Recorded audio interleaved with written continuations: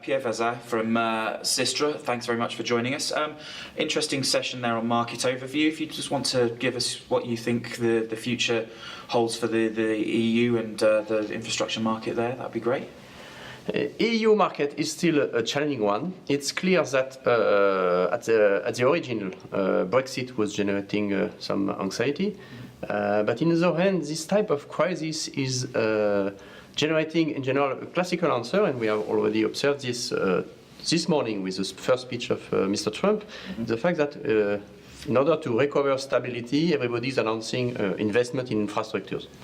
So each time there is a crisis somewhere, somebody decides to invest on infrastructures in order to calm down, to create jobs, to generate activity. So it's good for our business. So I'm not sure that we'll suffer so much from the Brexit. On the other hand, in other countries in Europe, the growth level is still extremely flat and low. And this is not generating some margin of room of maneuver for new investment, new infrastructures. So maybe we will have to face also a change in the way local governments are managing acquisition of infrastructures or investing, maybe seeking for optimization. And it's a good job for engineers to be innovative, even disruptive in the way we are proposing infrastructures. And maybe also finding new partnership, alliance, P3 or other new exotic procurement model in order to face strong budget constraints and try to spread the investment on a more longer period.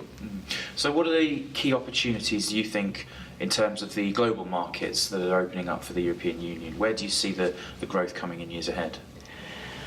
On European Union perimeter, I think that the main growth driver will come from Northern Europe, mainly UK, and maybe also Nordic countries, where it's also linked to population growth, to urbanization, to pressure of need for climate change consideration. It's no more a gadget, it's something that you have to tackle, that is something that you have to address, not only for the satisfaction of your population, but because it is a true issue. So this is generating need for optimized infrastructures, public transportation systems, and this is a good driver, mainly in UK and Nordic countries. One of the questions that was could have been put to the panel was about EU markets and their future integration and things like that.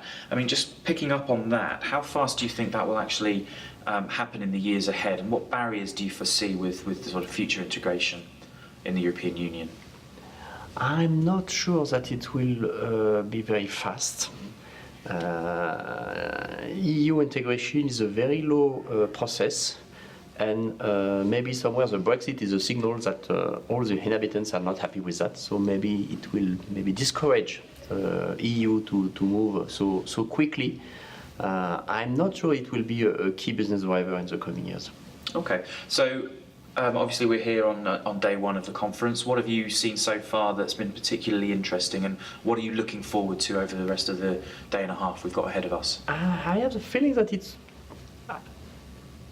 if it is continuing like that, it will be one of my best conferences, because this morning was extremely exciting. Not my panel, but the fact that the initial session on disruption, on what are the main challenges we are facing, and how we have to think out of the box to solve it.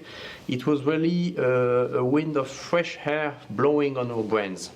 So it's exactly what I like. We are coming to the ECE conference on top of meeting colleagues, peers from all European countries.